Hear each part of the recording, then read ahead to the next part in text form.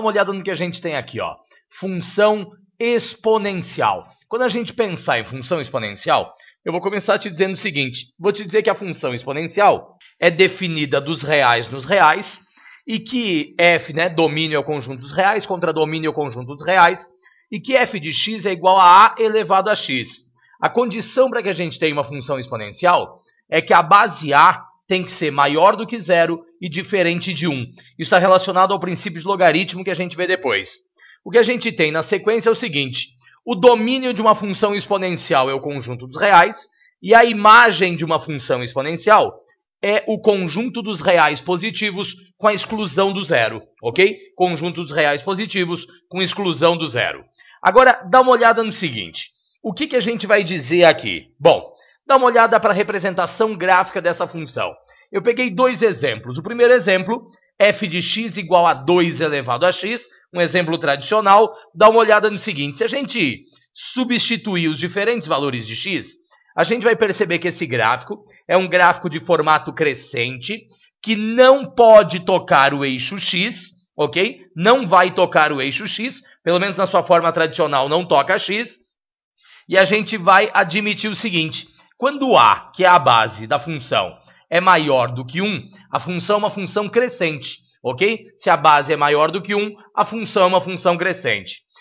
Se a base, como no segundo exemplo, é uma base maior do que 0 e menor do que 1, então o gráfico tem formato o quê? O gráfico tem formato decrescente. Lembra, quem é o domínio da função exponencial? O domínio da função exponencial é o conjunto dos reais. Então vai lá, ó, no eixo x, de menos infinito até mais infinito. Agora, quem é a imagem? Imagem é o conjunto dos reais positivos com a exclusão do zero. Por que isso, pessoal? Porque 2, por exemplo, ou 1/2 que seja, elevado a qualquer expoente, é sempre um valor o quê? Diferente de zero. Então quer dizer que esse gráfico tradicional que a gente está colocando aqui não toca o eixo x. É claro que em outras considerações, eventualmente esse gráfico pode tocar x, mas se tiver tradicional desse jeito, a gente vai pegar e vai dizer o quê? Vai dizer que domínio é o conjunto dos reais e imagem é o conjunto dos reais positivos com a exclusão do zero. Perfeito? Função exponencial. Dá uma olhada no seguinte, se a gente tiver uma equação exponencial, eu vou te dizer que a elevado a x é igual a elevado a k. Base A de um lado, base A do outro, nós simplificamos. Você vai me dizer, então, que x é igual a k, ok? Equação exponencial, vamos ver um exemplo lá, ó. 2 elevado a x é igual a 32. Então, eu vou te dizer que 2 elevado a x é a mesma coisa que 2 elevado a quinta. Base 2 e base 2 nós simplificamos. Eu tenho que x acaba igual a quanto? X acaba igual a 5. Mas a gente também pode ter uma inequação exponencial. Se eu tiver uma inequação exponencial, você vai me dizer que a elevado a x é maior ou igual. Pessoal, eu estou colocando maior ou igual aqui. Podia ser maior, podia ser menor ou igual. Tá ok? Esse é um exemplo. A elevado a x é maior ou igual a elevado a k. Bom, a gente vai cortar a base a dos dois lados e aí nós temos duas possibilidades. Se o a é um valor maior do que 1, você mantém o sinal. Tá ok? Se a base é um valor maior que 1, a gente mantém o sinal. Fica lá, x maior ou igual a k. Agora, se a base for um valor maior que 0 e menor que 1, a gente vai inverter o sinal. Era maior ou igual, ele acaba ficando o quê? X menor ou igual a k. Dá uma olhada no exemplo. 0,8 elevado a x mais 2 é menor que 0,64, né? Raiz disso. O que vai acontecer? 0,8 elevado a x mais 2 é menor que 0,64, é a mesma coisa que 64 centésimos dentro de uma raiz quadrada.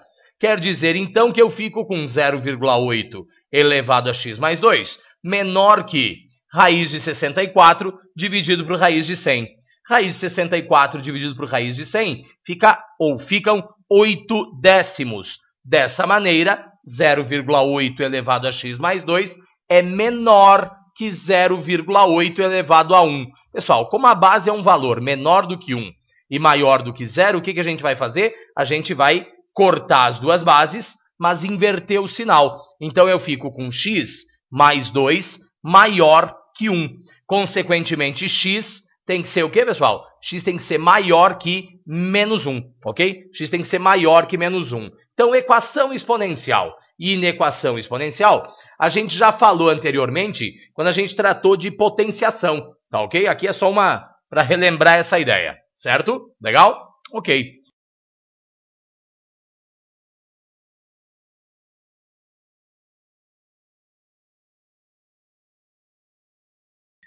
Vamos falar de uma outra ideia importante, que são os logaritmos. Bom, para começar, pessoal, eu vou te dizer que eu tenho o logaritmo de A numa base B e que tudo isso é igual a x. Se nós pensarmos dessa forma, a gente deve lembrar que o A é logaritmando, o B é a base do logaritmo e o x representa o logaritmo de A na base B. A condição de existência é logaritmando é um valor maior do que zero, certo? Logaritmando é sempre maior do que zero e a base é maior que zero e diferente de 1, ok? Base é maior do que zero e diferente de 1. Grave isso com atenção. Essa condição de existência é bastante importante e a gente tem ela tratada aqui. O que vai acontecer agora? Eu vou pegar e vou te dizer o seguinte. Se o logaritmo de A na base B é igual a x, a gente vai pegar e vai dizer o seguinte. Vai dizer que logaritmando A é igual a base B elevado a x. Então, a maneira geral para se simplificar um logaritmo é o quê? Log de A na base B igual a x. Então, logaritmando A é igual a base B, tudo isso elevado a x, ok? Logaritmando A é igual a base B, tudo isso elevado a x. Por exemplo, logaritmo de 8 na base 2. Eu vou te dizer que isso é igual a x. Você vai me dizer o seguinte. 2 elevado a x acaba igual a 8. Logo, x acaba igual a 3. Quer dizer, então, que log de 8 na base 2 vale 3. Continuando com esse raciocínio, dá uma olhada no seguinte. A gente tem algumas consequências que a gente deve levar em consideração. Pessoal, logaritmo de 1 em qualquer base é sempre zero. Logaritmo de B na base B, ou seja, se o logaritmando é igual a base, o resultado é sempre 1. Na sequência, logaritmo de B elevado a n, tudo isso na base B. A solução, nesse caso, é igual a n, ok? Logaritmo de B elevado a n na base B nos dá como resposta n. Note que, se eu tiver logaritmo de A na base B igual a logaritmo de C na base B, log de base B de um lado, log de base B do outro, nós simplificamos, eu vou te dizer que, por fim dessa ideia, A, logaritmando A, acaba igual ao logaritmando C. E nós ainda podemos dizer o seguinte, B elevado a logaritmo de A na base B. Pessoal, se o expoente for um logaritmo e a base do logaritmo for igual à base da potência, a resposta disso tudo é o logaritmando, ok? Então, B elevado a logaritmo de A na base B é igual a A, certo? Essas são algumas consequências que a gente tem da definição de logaritmo. Eu preciso te falar das propriedades operatórias. A gente vai explorar bastante essas propriedades. Nos exercícios, dá uma olhada no seguinte.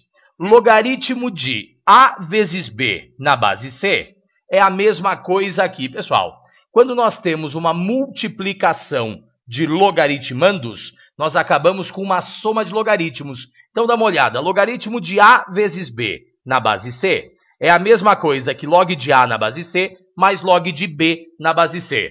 Da mesma forma aqui, logaritmo de A sobre B, tudo isso na base C, é logaritmo de A na base C menos logaritmo de B na base C. E a terceira propriedade nos diz o seguinte, logaritmo de A elevado a n na base B vai fazer o quê?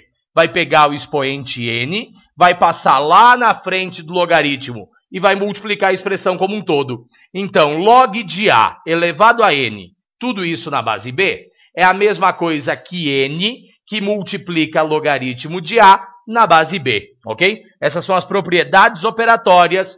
Eu ainda quero te falar de uma outra ideia que se chama mudança de base. Pensa no seguinte, logaritmo de A numa base B, eu posso pegar essa expressão e mudar a base dela. Dá uma olhada. O A é logaritmando, enquanto que o B é base. Se a gente vai mudar isso tudo, eu vou fazer o seguinte. Eu fico com log de A na base C, dividido por log de B na base C. Então, o A que era logaritmando, continua logaritmando numa nova base que é C, e o B, que era a base, se transforma em logaritmando na nova base, que também é C. Então, nós ficamos com log de A na base B igual a log de A na base C, dividido por log de B na base C. Cuidado para não confundir isso daqui com a propriedade da divisão de logaritmandos. Vamos dar uma olhada em algumas ideias que a gente tem a partir disso. Pessoal, logaritmo de A na base B é a mesma coisa, mudando a base, que 1 sobre log de B na base A. Assim como logaritmo de A na base B elevado a N é a mesma coisa que 1 sobre N, que multiplica o logaritmo de A na base B, ok? Tudo isso a partir da mudança de base. E a gente ainda tem que logaritmo de A elevado a N na base B elevado a N é a mesma coisa que logaritmo de A na base B. Lembra do importante aqui? Log de A na base B é a mesma coisa que log de A na base C, dividido por log de B na base C. Mas é diferente de log de A na base C menos log de B na base C. Não confunda as propriedades. Eu quero te falar a respeito de uma função logarítmica. Pensa no seguinte, eu vou te dizer que eu tenho uma função f, definida dos reais positivos com exclusão do zero nos reais, e que essa função f de x é igual a log de x na base b. Quer dizer o quê? Quer dizer que o domínio é o conjunto dos reais positivos com exclusão do zero, isso por causa da condição de existência. E a imagem é o conjunto dos reais.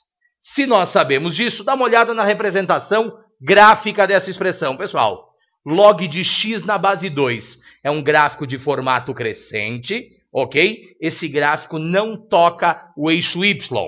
E eu tenho também log de x na base 1/2. O que acontece? É um gráfico de formato decrescente que não vai tocar o eixo y. Observe o seguinte, nos dois exemplos, o domínio é o conjunto dos reais positivos, com exclusão do zero, e além disso, porque não existe logaritmo de zero, né? O logaritmando tem que ser maior do que zero, e além disso a gente observa o seguinte, se a base é maior do que 1, o logaritmo é crescente, o gráfico é crescente. Se a base é um valor maior que 0 e menor que 1, o formato do gráfico é decrescente, ok? Essa é a representação gráfica que a gente tem para uma função logarítmica. Em seguida, dá uma olhada nisso daqui, ó. A gente já viu o que é inversa, função inversa? O que eu quero te mostrar é que, pessoal, a inversa de uma função logarítmica é uma função exponencial. Se for crescente, dá uma olhada aqui, ó. Se for crescente, as duas funcionam como um espelho em relação à bissetriz dos quadrantes ímpares. Mas se os gráficos tiverem formato decrescente, a gente deve lembrar que os dois gráficos se interceptam exatamente em cima da bissetriz dos quadrantes ímpares, ok? Então, eu tenho o gráfico do logaritmo e o gráfico da exponencial. Os dois gráficos são gráficos o quê? Gráficos inversos, quer dizer, a função inversa da função logarítmica é uma função exponencial e vice-versa. Tenham elas formato crescente ou formato decrescente. Legal? Ok? Em seguida, como é que a gente trabalha com uma equação logarítmica? Imagina que eu tenho logaritmo de f de x numa base b igual a logaritmo de g de x numa base b. Quer dizer, então, que f de x e g de x são iguais. Dá uma olhada no exemplo. Logaritmo de x menos 3 na base 2 é igual a 5. Pessoal, o que a gente vai dizer aqui é condição de existência. Logaritmando x menos 3 tem que ser maior do que 0. Logo, x tem que ser maior que 3. Sempre verifique a condição de existência. Em seguida, pelas propriedades operatórias do logaritmo, 2 elevado à quinta é a mesma coisa que x menos 3, ou seja, logaritmando é igual a base 2 elevado à quinta. Ou seja, 2 elevado à quinta vale 32, igual a x menos 3. Quer dizer, então, que x acaba igual a 35. 35 realmente é um valor maior do que 3. A gente está provando que essa expressão é uma expressão verdadeira. Ok? Legal? Isso era o que nós tínhamos para exponencial e logaritmo. Aula número 5 do grupo 2. Ok? Grande abraço, até mais.